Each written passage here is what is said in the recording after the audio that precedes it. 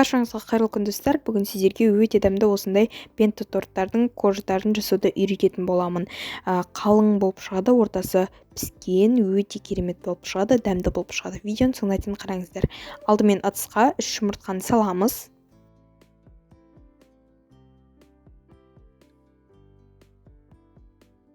Енді 3 жұмыртқаның үстіне қантты қосып жақсылап миксермен араластырамыз.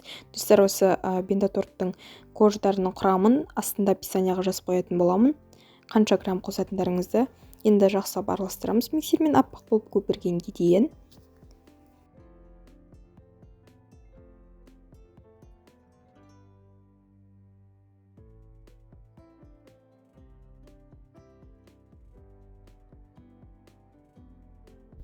Достар, көлемі ұлғайғаннан соң үстіне күнбағыс майын қосатын боламыз, және де тұзды қосамыз. Шым-шым тұз болу қажет. Енді барлығын жақсылап миксермен араластырамыз.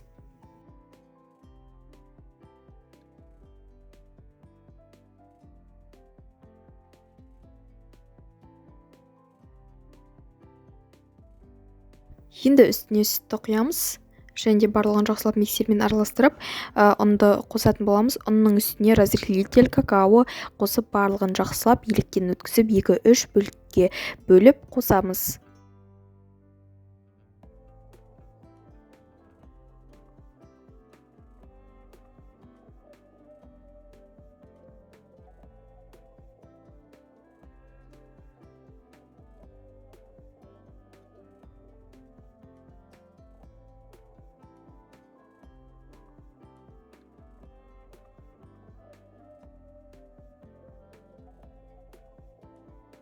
Достар, қамыр бізде дайын, осындай болу керек сұйықтығы, және де осы қамырды пергаменттің үстіне төсейміз.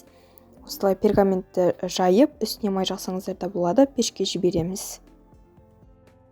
Достар, бізде қамыр дайын болды, пісіп шықты, іші шикі болмады. Енді осы қамырды пергаменттен алсаңыздар да болады, немесе осындай ыдыспен, дөңгелек ыдыспен осылай басып кесетін боламыз. Бенто торттың көлемін жасаймыз. Осылай кесеміз. Мен осылай 4 бөлікке бөлдім.